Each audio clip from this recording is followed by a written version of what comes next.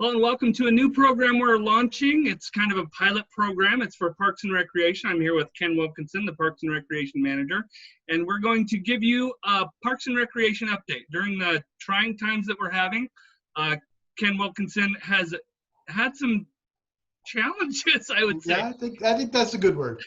Ken, can you talk a little bit about just some of the effects that COVID-19 has had on Yakima Parks and Recreation? Well, you know, summer's our busy time where we're doing so many things outside and kids and pools and all that. So yeah, it's been pretty challenging. It was really hard to make the decision to not open Franklin Pool for this summer. That was very disappointing. And then some of our playground programs, and even, you know, we've had little kids soccer and so many other things like that just, you know, they're just not happening. And it's just been difficult and challenging, and I like the word disappointing. I've kind of used that one. We're just disappointed because this is what we really enjoy and why we do what we do. So yeah, it's been tough, but you know, we're getting through it, and I think we've got some alternatives and some creative things that we're putting out there for people. So I'm pleased with that. I've got a wonderful staff, and I can't give them enough praise. Now, one of the disappointing things is Franklin Pool is closed for the summer, and we're looking at opening Lions Pool, but there are some challenges in that. Can you talk a little bit about that and where we're at with that? So we're ready to open Lions Pool when we're given the okay through the phase system, and hopefully soon we'll be able to open the pool up and let people come back in and do their lap swimming and their water walking. It'll look a little different, just like when you go to a restaurant now or a retail store. It's a little different than the spacing and then the capacity numbers. So that's going to be a little weird at first, but I think we'll work through it. And we've trained the staff so they know all the things that are supposed to go on, and then all the extra cleaning that we're doing as well to make sure that the environment is safe for everybody. But yeah, we're really ready to open up back Lions Pool and get people back in the water. I know they miss it, and we do too. And we're recording this. This is a recorded program. It's not live, so potentially it could be open by the time this starts airing. We're recording on Wednesday. It could be open by mid-July, you're hoping, maybe? That would be wonderful. We could open, yeah, in another week or so. We'll do a press release. We'll let the media know, and we'll get the word out. And then, of course, word of mouth works really well too. So once people know, they'll tell their friends and so on. So we'll get the word out as quickly as we can and get people, you know, back doing what they like and enjoy to do. And all of the programs will still be accessible. Water walking, all of those things are planned for Lions Pool, correct? There's a few things that we aren't going to be allowed to do. I think the water exercise class, where we can't maintain some of the social distancing, we'll have to wait a little bit. So maybe that'll come back in the fall, but people will be able to lap swim as long as they're spreading out, and then be able to do their water walking, water exercise, individual exercise, and those kinds of things. So, and we'll have some other restrictions too in the locker rooms. So I think we're going to come in the door to the south, and people are going to exit through the door to the east, which goes out into the park. So people have to walk a little bit further, but that's what we need to do. And just to reiterate, Franklin Pool is closed for the summer. We will not be opening Franklin Pool this year. That's correct. We will not be opening the pool this summer, and we'll just have to really, you know, get ready for next year. Okay, let's talk about some of the positive things. You guys have been doing some work. I've been helping you do some video programs to help with some virtual parks programs. Can you talk a little bit about some of those programs that we've been working on? Sure. So when we found out that we were not going to be able to open Franklin Pool and not probably operate our summer playground program at Kissel, I met with the recreation staff and challenged them to come up with as many creative things that we could do virtually to put programs on our website that kids and parents could go to and enjoy. Kim Lopez and Sarah Lopez and our kids programs, you know, they put together some videos on how to do no-bake cookies and origami and other activities that you know, take a little bit of supervision, but maybe not a tremendous amount, and very creative. And Juan Arias and our kids youth sports program has been putting out some training videos for younger kids for soccer. He's been doing that with his 4-year-old daughter, and she's become quite the star. People love watching her do the drills and things, and then parents can do that. Older siblings too, with their younger siblings, and help them with those. So yeah, lots of cool, crazy, creative things that are being put out there for people, and it's all free. And so we're staying connected with the community and providing those programs. And another program I know for seniors, I've been working with the Harmon Center on a few things. We're going to do some music programs with Gary Melner and Marv Fife, which should be coming out soon. And they're also doing a couple interesting, we're looking at doing a few of the interesting Harmon Center trips and tours to some very interesting places. So. Yeah, so again, the recreation staff out at the Harmon Center has done a great job producing some videos and getting those things out there on trips. But one of the things people really enjoy out there is the live music for dance or just for enjoyment. And so we've been able to contact our performers, and they're willing to come in and perform, and then we're shooting those videos. And if I'm not mistaken, you've done a lot of that filming for us, which we greatly appreciate. And then people can still enjoy that from their home and be part of that fun that they used to have a few months ago. And it was really a pleasure. Gary is an accordion player, and just some of the songs, and Mark played a few songs that reminded me of the songs that my mother used to play when I was at home. She played old records, and it was just some of those things took me back a little bit. So it's great entertainment for people to watch while they can't go out. Right. Yeah. So it's been it's been a learning process. I think we're all learning how to do new things and do this digital stuff just like we're doing here, and it's good, and that part is good. It's we're stretching ourselves, we're learning, we're still looking for ways to creatively meet those recreational needs of our community.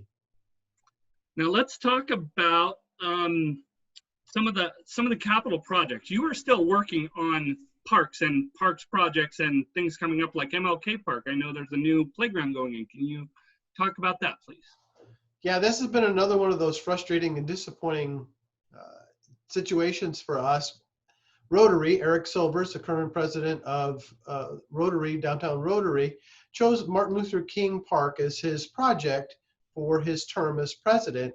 And we're in the process of putting a new playground in. People may remember the playground that's currently there is very small and kind of old and tired. And so we were able to get that project started, get it designed. We involved the kids at the middle school and also at Adams Elementary to help pick the actual design and get it ordered. And we have the posts installed, and we have a new picnic shelter there. And then this COVID thing hit, and we had to stop everything because the volunteers from the Rotary clubs were going to put it together. And according to the phase rules, we can't do that work on that playground because you really do have to be fairly close to another person. You're holding things while another person is putting in the bolts, and it takes quite a crew of people in a tight proximity. So we're holding off to that. We do not have a date for when we will finish building that playground, but it's going to be probably late August or maybe early September at this point. Okay, so things are on hold, but still moving forward. There are still plans to redo that and several other projects. Can you talk about any of the other projects that are in the queue for parks? Yeah, we've been able to do some other things during this time. What's been great is our recreation staff. Some of them have been able to work with our park maintenance staff. They've been willing to jump in and do things like that. One of the biggest projects we've done, which needed to be done, was the replacement of all the irrigation in Field 3 at Chesterley. Field 3 is the soccer field that is just east of the new YMCA building.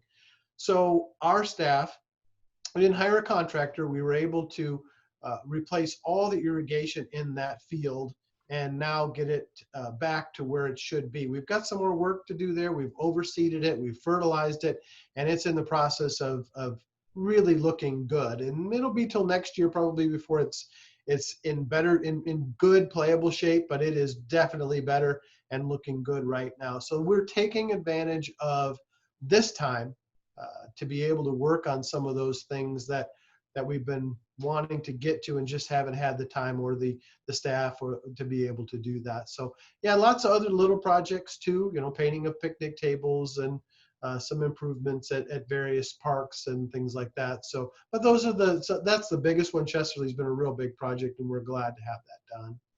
Wonderful. Everybody kicking into for the good of the parks organization and Yakima Parks.